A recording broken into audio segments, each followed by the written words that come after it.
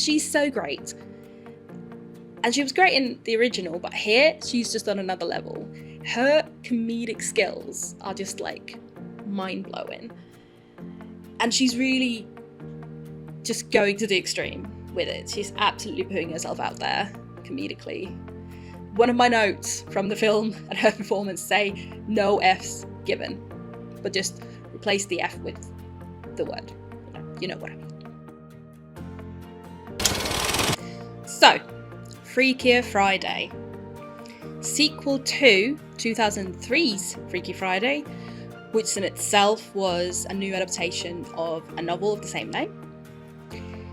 This one is now the 7th overall entry in the whole kind of franchise of different versions of the same story. And it's one of these sequels that comes over 20 years after the first one. There's a bit of a trend of them right now, isn't there? You've got Happy Gilmore 2, which we talked about, and it wasn't great. Top Gun Maverick as well. Much better. And Freakier Friday sits somewhere kind of like in the middle of those two. It's not a complete disaster and waste of space, or, waste of streaming platform, I suppose, like Happy Gilmore 2, but it's nowhere near as exciting and thrilling as Top Gun Maverick. So the plot brings back Jamie Lee Curtis and Lindsay Lohan as Tess and Anna Coleman. In the first film, they swap bodies, and in this film, they swap bodies with 2 teenagers. So Anna is due to get married to Eric. Anna has her daughter Harper, Eric has his daughter Lily, and the teenagers really don't get along, like at all. They are complete opposites, have no interest in being in a family together, and on top of that, Eric and Lily are from London, and Anna and Eric are planning to move to London, which Harper is not happy about. Things happen, a sidekick is involved, so you can imagine the chaos that happens when 2 teenagers are in adult bodies and 2 adults are in teenager bodies. And the film really makes the most of that. Really does. It kind of toes the line between making a good joke about something and just kind of making fun of something. I think there's a really distinct difference between those two things. And I think Freakier Friday, at points, just kind of makes fun of being old. And it's just at some point you just kind of get like, yeah, we get it. It's tough being old. You need calcium and all your joints make weird noises when you try to get up from the floor. But it just gets a bit tiring at points. I wish that they found something more to say about it rather than just making fun of it. Anyway, I love the original, the 2003 one. I think Jamie Lee Curtis and Lindsay Lohan are absolutely fantastic in the first one. It's so funny and so heartwarming, and it finds that perfect balance between the two, which is really tricky in a film like this. And Freakier Friday is good. Massive sigh of relief about 10 minutes into the film when I was like, oh my god, this doesn't suck! Like, yes! And then the longer I sat there in the cinema, the more I was thinking, I could just be at home watching the original. Like, it's basically the same story with the same lessons, and it just doesn't have much more to say about its setup, which is a real shame because I do think the setup is really, really good here, and it's well written by Jordan Weiss. But it just kind of fumbles the bag somewhere in the middle, I want to say.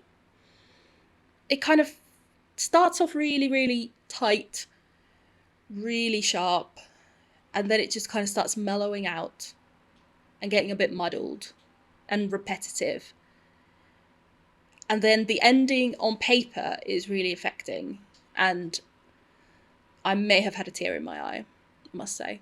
Maybe 2 tears, or 7. But it's not quite a home run.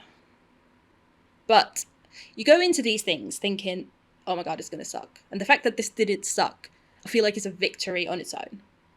So I will take what I can get. The film is absolutely elevated by Jamie Lee Curtis. Like, what a woman. What an actress. Just, she's so great. And she was great in the original, but here she's just on another level. Her comedic skills are just like mind-blowing. And she's really just going to the extreme with it. She's absolutely putting herself out there comedically. One of my notes from the film and her performance say, no Fs given, but just replace the F with the word. You know what I mean. She's really found a groove, I think, in the last few years in the films that she's made. And this was absolutely a joy. Lindsay Lohan, I think, also very good. I think their chemistry is what really carries the film. That being said, I thought the character of Anna was a little bit weakly written. This is supposed to be very much Anna and Harper's story. And the film assumes that you're there and you understand how that relationship evolves throughout the film. It kind of builds up to this big emotional payoff. But the middle section of the film, where it's just largely chaos of the two girls in the adult bodies trying to stop the wedding from happening, and then Anna and Tess trying to get the girls and trying to keep everything together. It just doesn't really want to do the work there to develop those relationships or even just kind of explore them.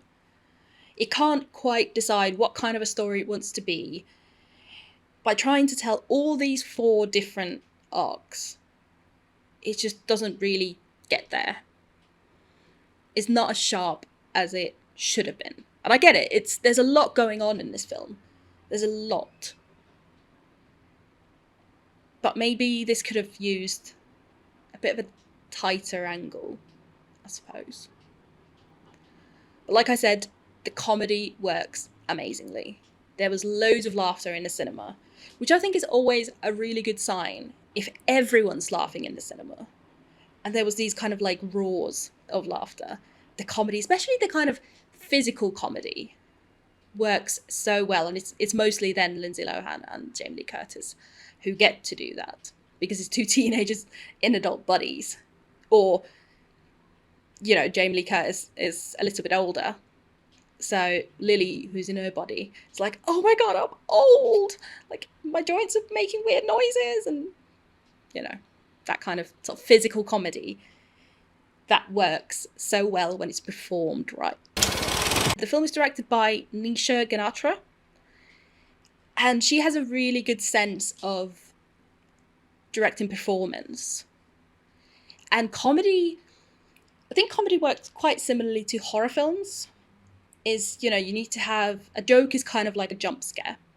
You have to have the preparation and then build it up and then have the punchline or the jump scare itself. And I think here it's really kind of well made. And a film should be kind of like a heartbeat on a monitor. You should have these like ups and downs, because that keeps it interesting.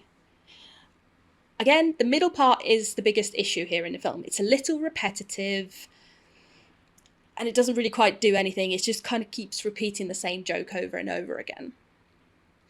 But in the end, it does say a lot of really great things, sort of really interesting, affecting things about mothers and daughters and grief.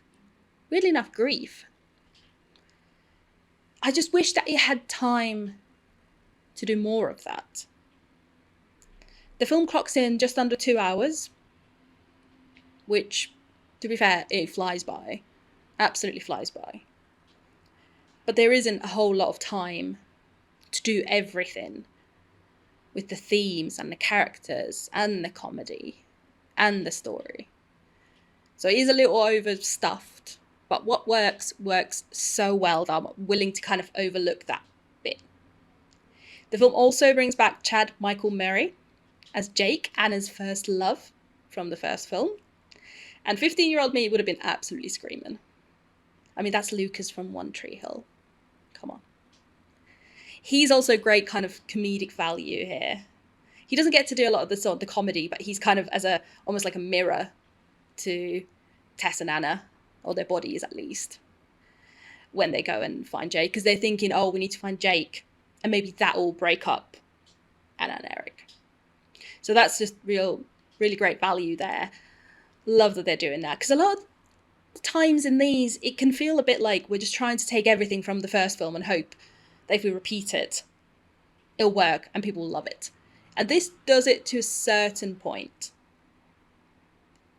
But in the end, it works well enough that you're like, okay, I see where they're going with this. But all of this had me thinking, who's this film made for? It's made for me. It's made for people like me.